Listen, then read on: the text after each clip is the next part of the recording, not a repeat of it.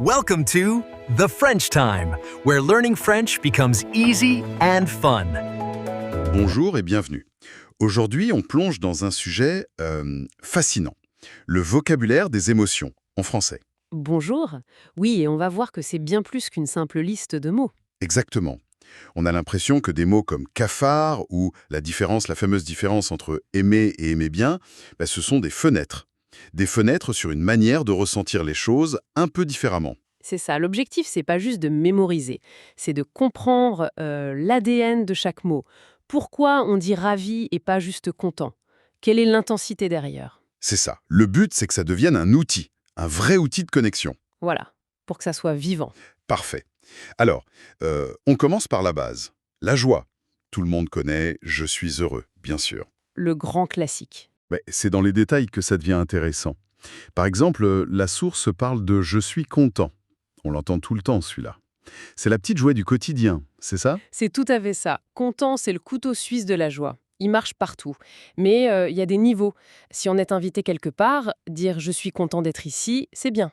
C'est bien, mais un peu simple, peut-être. Voilà.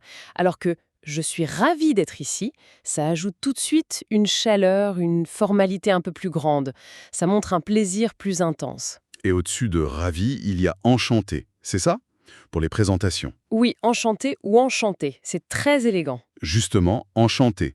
Est-ce que, honnêtement, les gens l'utilisent encore beaucoup? J'ai toujours l'impression que ça fait un peu daté, non? C'est une excellente question. Dans un cadre pro ou avec des personnes plus âgées, oui, ça reste une marque de respect. C'est apprécié. D'accord. Mais c'est vrai qu'entre jeunes, dans un bar, ça sonnerait un peu bizarre. C'est la preuve que le contexte, c'est la clé de tout. Et que la langue bouge? Ah oui, elle bouge tout le temps. Prenez le mot trop.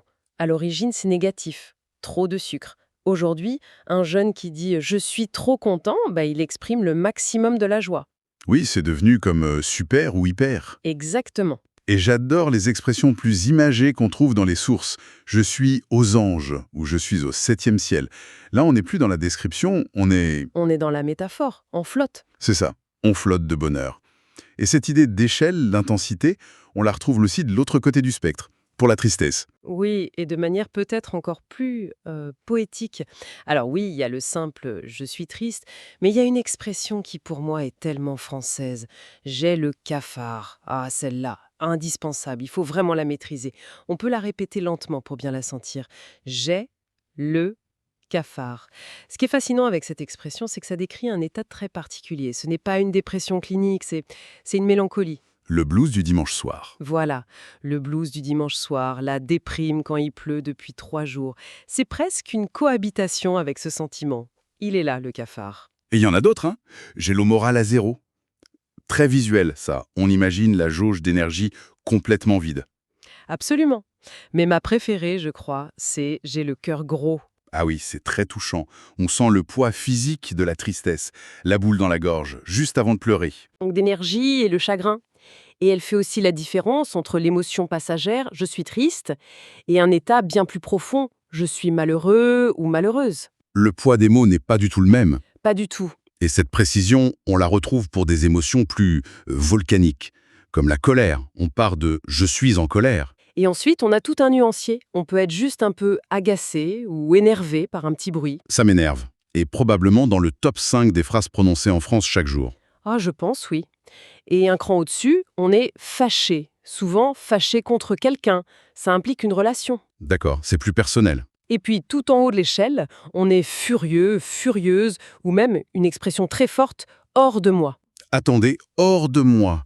L'image est incroyable. Ça veut dire qu'on ne se contrôle plus du tout. C'est exactement ça. La colère est si forte qu'on est comme en dehors de soi-même. L'émotion a pris le contrôle total sur la raison.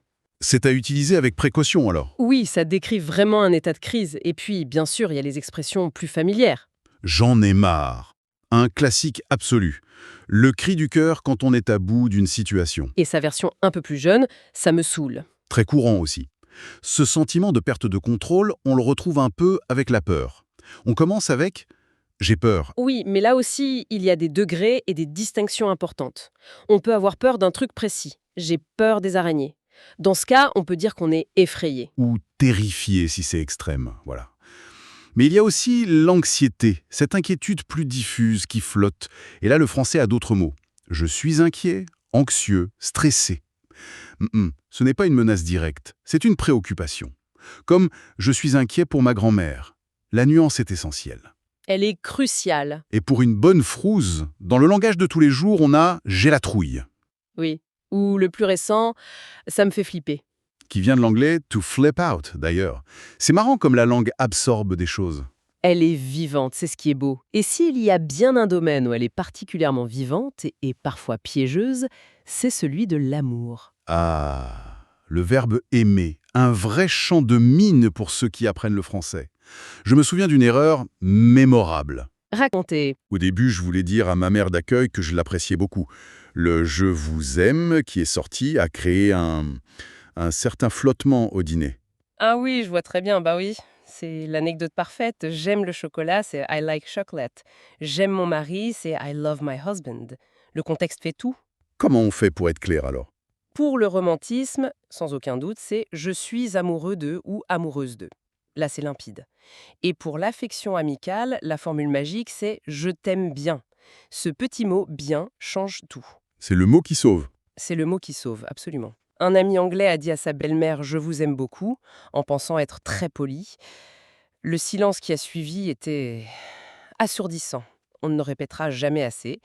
Et dans ce registre, il y a une autre phrase qui perturbe souvent. « Tu me manques ». Ah oui, la structure inversée. Il faut vraiment penser à l'envers. Ce n'est pas « moi, je ressens un manque de toi ». C'est « toi, tu crées un manque en moi ». C'est « you are missing to me ». C'est une très belle façon de le formuler.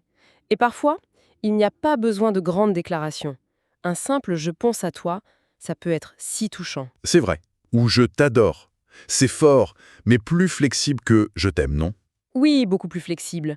On peut adorer son partenaire, ses amis, sa famille, sans qu'il y ait de malentendus. C'est une très belle expression d'affection intense. Et pour faire un tour rapide des autres émotions clés, la surprise, par exemple. J'aime beaucoup, je n'en reviens pas.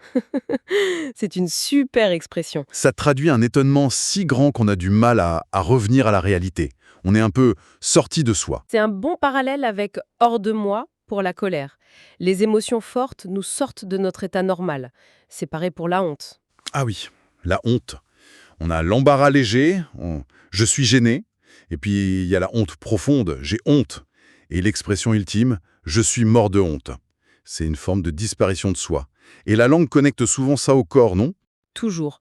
Rougir de honte, trembler de peur, rire aux éclats pour la joie, le corps ne ment pas. Après avoir vu tous ces mots, ce qui serait utile, c'est de comprendre comment les moduler. Comment on passe de « un peu triste » à « complètement anéanti ». Alors ça, c'est le rôle des adverbes. Ce sont les variateurs d'intensité de l'émotion. Pour atténuer, on a les classiques. Un peu, assez, plutôt. Je suis un peu fatigué, voilà.